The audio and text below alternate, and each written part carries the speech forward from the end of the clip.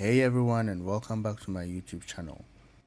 In today's video, I'm going to walk you through my full retouching workflow from start to finish with no long explanations, just a clean real-time look at how I bring my images to life. Before I continue, I would like to acknowledge the source of this image. Now, I got this image from an online platform called Domestika, and the image is by Kelly June. She's a beauty photographer and a retoucher based in Sydney, Australia. Now, let's get into it. So, this is the image after the final retouching process. Now, if I turn this off, this is the raw format of the image. Now I'm going to take you through the workflow of how I got this image to look exactly like this. So the first thing I normally do after uploading my image onto Photoshop is to duplicate the original layer. And after duplicating the original layer, the next thing I do is to do some basic corrections on the image.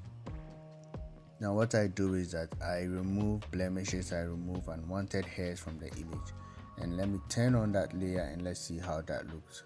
Now if I turn on this layer, you will notice that some of the blemishes have been taken off and some other hairs which are not wanted in the image have also been removed. Now if you look closely, let me just zoom in the image. You would also notice, if you look at the lips, you would also notice that there was a little correction on the lip. It didn't look very straight to me, so I decided to make some correction on the lip by using my liquify tool. Now let's move to the next workflow. The next thing I did was to do my micro dodge and bend. So if I turn on my layer for micro dodge and bend, there you would notice that the image is beginning to come alive. The image is beginning to look more pretty. Now, immediately after doing my micro dodge and bend, the next thing I did is to clean the eyes of the model. If I turn on this layer, you will notice that the eyes are beginning to look more catchy, more bright, and more interesting. So you don't really, when it comes to the eyes, you don't really need to make it look too much. You have to try as much as possible to preserve that natural look and not make it too bright and then too white. That is going to make it look very, very, very fake. Now after the eyes, the next thing is to do my global dodge and bend. Now the global dodge and bend will help to bring out the shadows and the brightness and the highlights of the image. Now if you look at this image very well, if I turn on the global dodge and bend, I turn it off, you will notice that the shadows right beneath the eyes have become more enhanced, and then the highlights have also become more prominent. And now after the global dodge and bend, the next thing I do is to do my color correction. Yes, the next thing is to do my color correction. Now if I turn it on and off, this is how it looks with the color correction, and this is how it looks without the color correction. Now let me take you through the workflow of this color correction.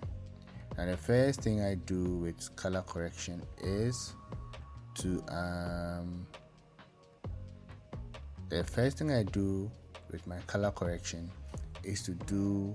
apply selective colors.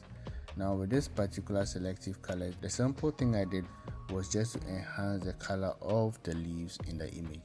The next thing I did is to use my hue and saturation. Now the image looked too white that I needed to add a little bit of red to it, and I did that by using my hue and saturation. Now after my hue and saturation, the next thing I did was to apply levels.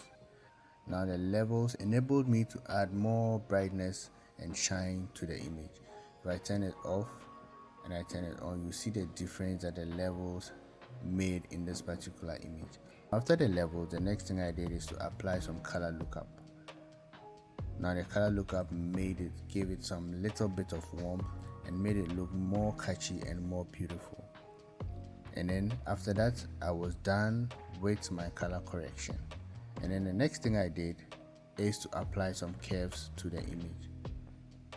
Now the curves applied to the image made it look very, very, very cool. But at the end of the day, it will depend on the type of look that you are going out for. And this is how I want my image to look.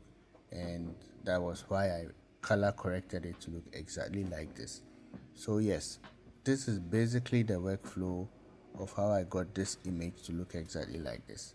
If you need me to do a detailed tutorial from the beginning to the end, leave a comment in the comment section below and I would love to do exactly that.